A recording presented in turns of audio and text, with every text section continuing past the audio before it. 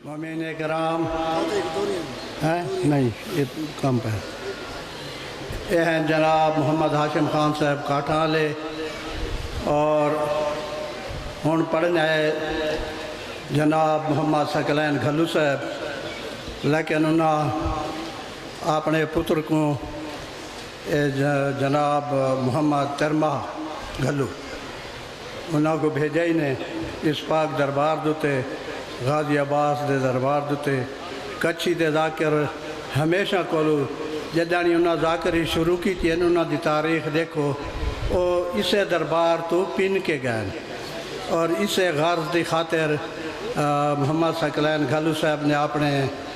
فرزند کو اتھا بھیجے اور دعا دی خاطر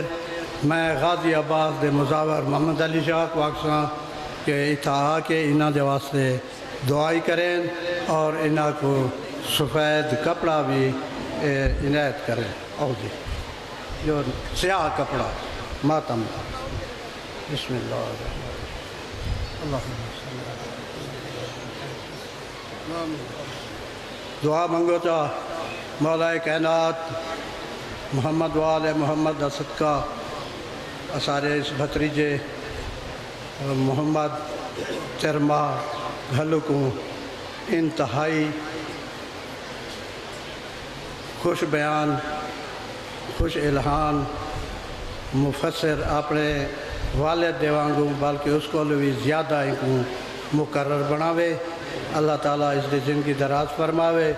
مولا کائنات اس کو زیادہ ترقی عطا فرماوے اساری مومنہ دی سادات غیر سادات دی ان دے حق دی یہ دعا ہے اللہ تعالیٰ ان کو مولا حسین ان کو کامیاب مقرر بناوے کامیاب خطیب بناوے اللہم صلی علی محمد وآل محمد وعجل فرج علی محمد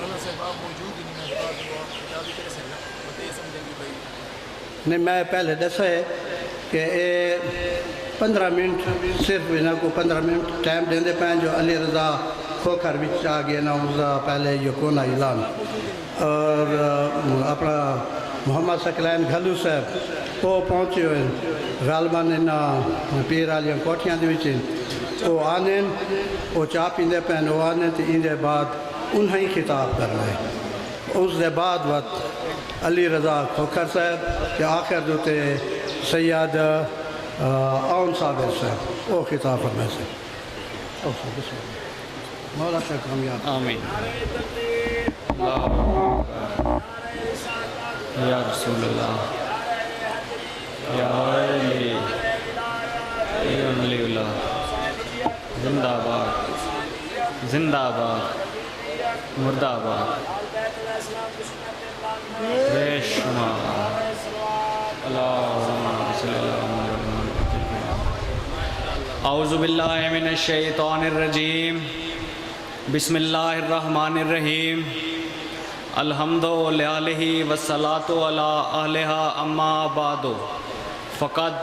قال اللہ تعالی فی محکم کتابہ و مبرم خطابہ فمن حاجک فیہ من بعد ما جاءک من العلم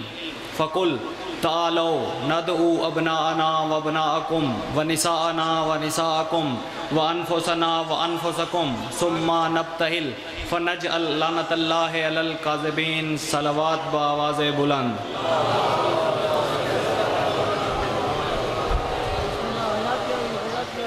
حدیث نبوی ہے رسول اللہ فرماتے ہیں کہ ارفعوا اصواتکم بالصلاۃ علیہ فانہا تذہب بالنفاق رسول اللہ فرماتے ہیں کہ جب بھی مجھ پر صلوات بھیجو تو بلند آواز سے بھیجو یہ دلوں میں چھپے ہوئے نفاق کو دور کرتی ہے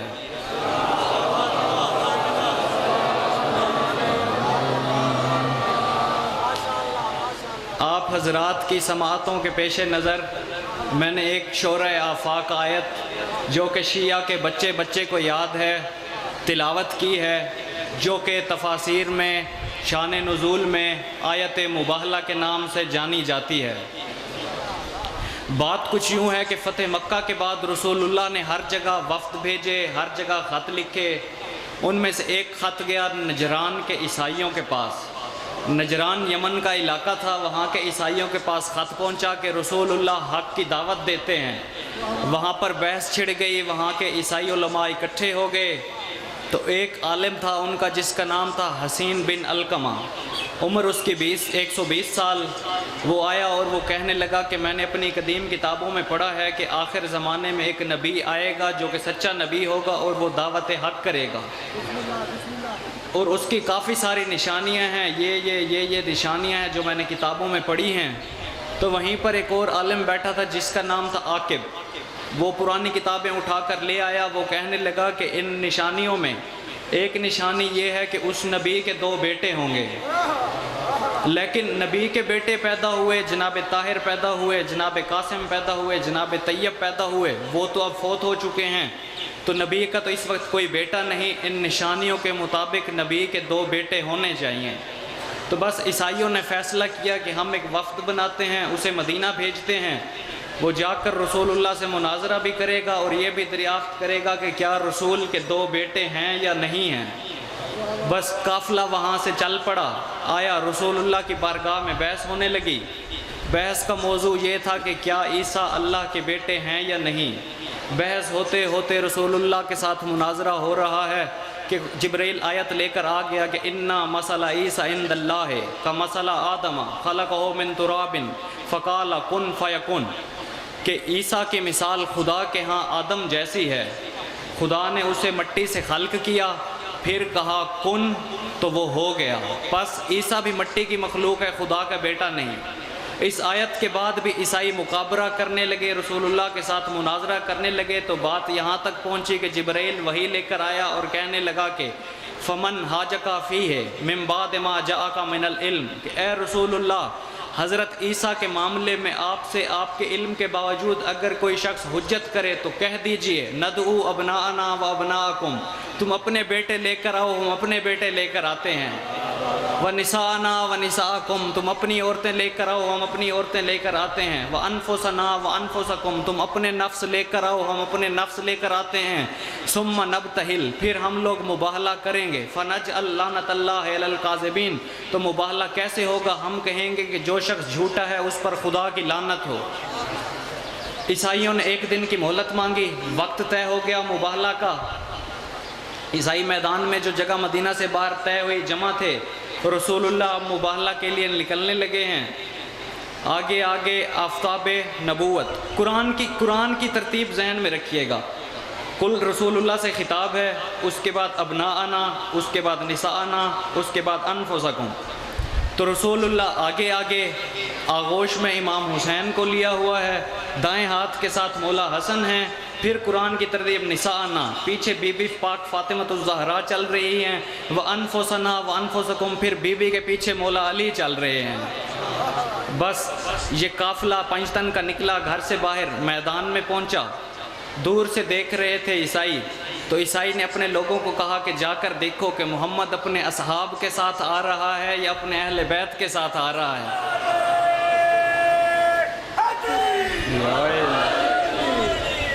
تو بس عیسائی کو بتایا گیا کہ وہ اپنے اہل بیت کے ساتھ آ رہا ہے، تو انہوں نے اسی وقت پروگرام بنا لیا کہ ہم محمد کے ساتھ مناظرہ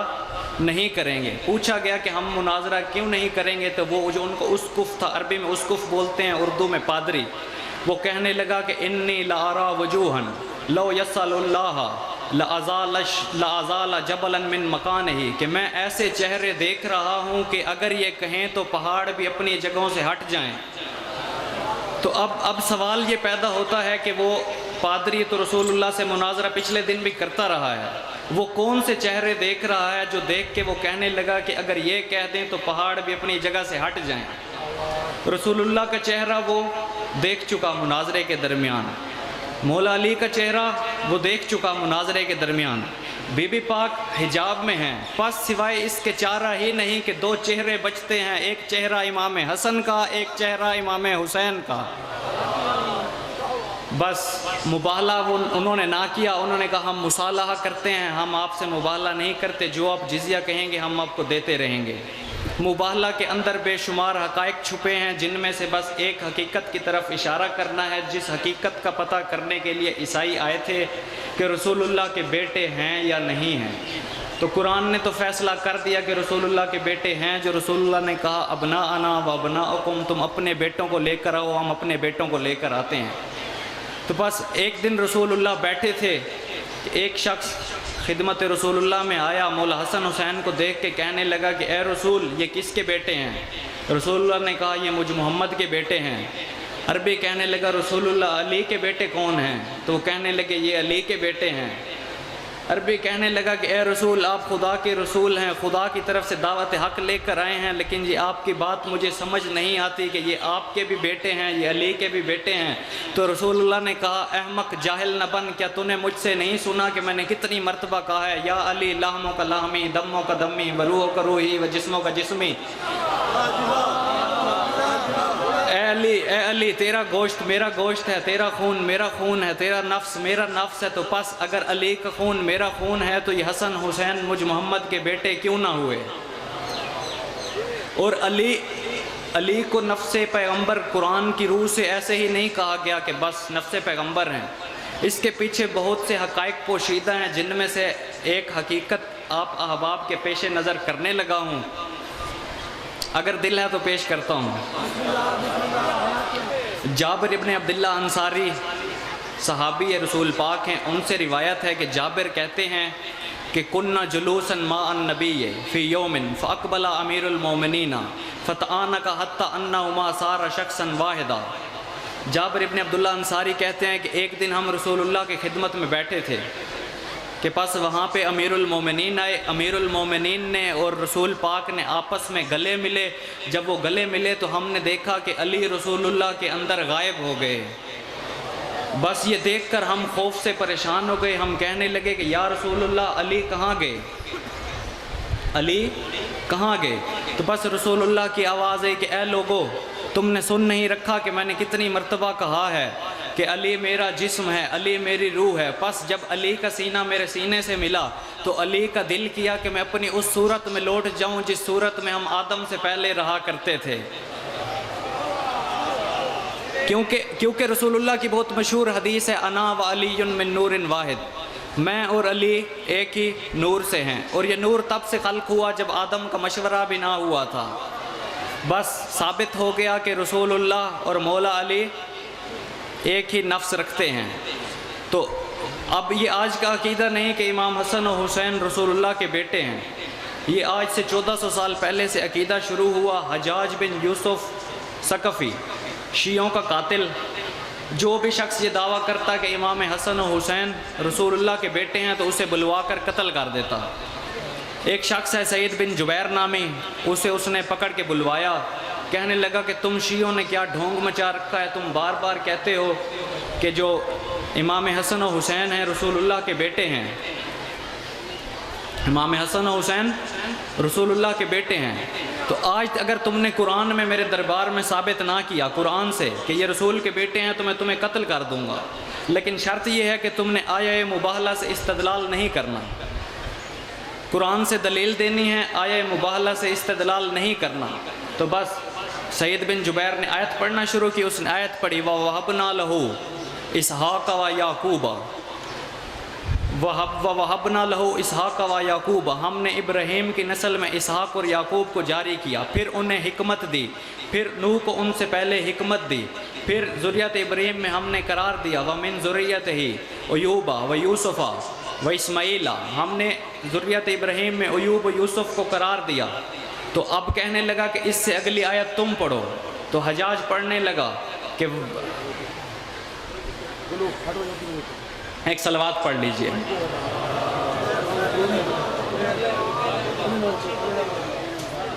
بار دیگر صلوات بآواز بلند پڑھ لیجئے۔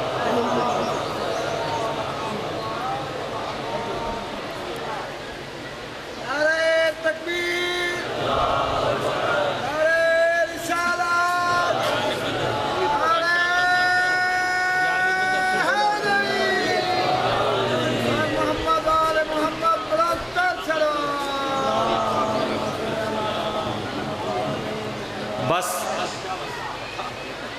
سعید بن جبیر نے آیت پڑھنا شروع کی، وہ نبی گنواتا گیا کہ یہ نبی ذریت حضرت ابراہیم میں سے ہیں، تو سعید بن جبیر نے کہا کہ اگلی آیت حجاج تم پڑھو۔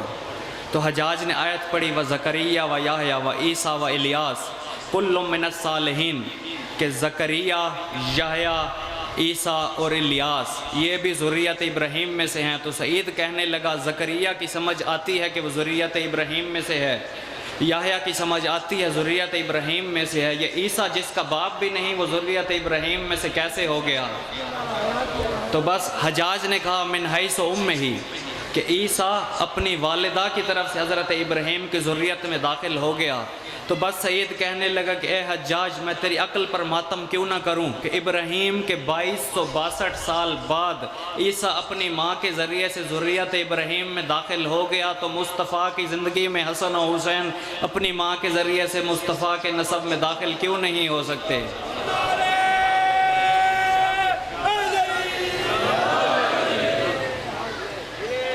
ایک مرتبہ امام حسین دین حق کی بلندی کے لیے رسول اللہ کے ساتھ مباہلے میں نکلے، اور پھر گردش فلک نے ایک ایسا وقت دکھایا کہ 28 رجب کو امام حسین کو مدینہ چھوڑنا پڑا۔ بس محملوں کی تیاری ہونے لگی، مولا عباس کو سمجھا رہے ہیں کہ محمل ایسے تیار کرنا، بچے ہیں، باقر چھوٹا ہے، اصغر چھوٹا ہے، معصومہ چھوٹی ہیں، مسلم بن عقیل کے بچے ہیں، تو گرمی بہت ہے، ایسے محمل تیار کرنا کہ بچے سفر بے خطر کر سکیں۔ محملوں کی تیاری ہو رہی ہے، ایک بچی ہے جو کہ بیمار ہے، وہ بھی اپنا سامان ساتھ جوڑنے لگی کہ اچانک آواز آئی کہ سورہ تم نے ہمارے ساتھ نہیں جانا۔ بی بی کی آواز آئی بابا میں اکیلی حویلی میں کیسے رہوں گی، میرے پاس بھائی اصغر کو چھوڑ جائیں۔ تو امام حسین کہنے لگے کہ اصغر کا اپنی ماں کے بغیر گزارا نہیں۔ بی بی کہنے لگی بھائی اکبر کو چھوڑ جائیں۔ مولا نے کہا کہ اکبر کے بغیر مجھ حسین کا گزارا نہیں۔ سغرا کی آواز آئی کہ بابا اگر سب کا گزارا ہے تو مجھ دکھیا کے بغیر ہے، ورنہ کوئی کسی کے بغیر نہیں رہ سکتا۔ الرحیل الرحیل کی آوازیں بلند ہوئیں، قافلہ گھر سے باہر نکلا، مدینے میں آہو بکا کی آوازیں، قافلہ مدینے سے کچھ باہر پہنچا۔ بس بی بی معصومہ 4 سال کی بی بی نے اپنے محمل سے پیچھے مڑ کر دیکھا تو کچھ ایسا نظارہ تھا کہ 8 سال کی ضعیفہ ہے، کبھی گرتی ہے کبھی چلتی ہے۔ بی بی سکینہ نے بائیں بڑھا کر خود کو محمل سے گرا دیا، گریے کی آواز بلند ہوئی۔ امام حسین نے پوچھا کیا ہوا؟ بیویوں کی آواز آئی کہ حسین مڑ کر دیکھو، سغرا گھر چھوڑ کر آ گئی ہے،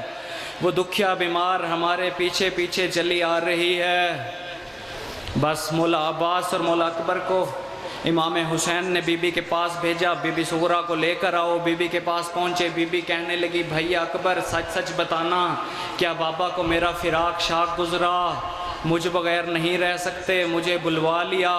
بی بی سغرا پاس گئیں، وہاں جا کر بیان کرنے لگیں۔ انہوں نے کہا بابا مجھے ساتھ لے جائیں، اگر آپ نہ لے کر گئے سفر میں مرنا تو دور، میں خالی حویلیوں میں مر جاؤں گی، اصغر کا خالی جھولا، آپ کا خالی گھر، بابا میں آپ کے بغیر کیسے گزارا کروں گی؟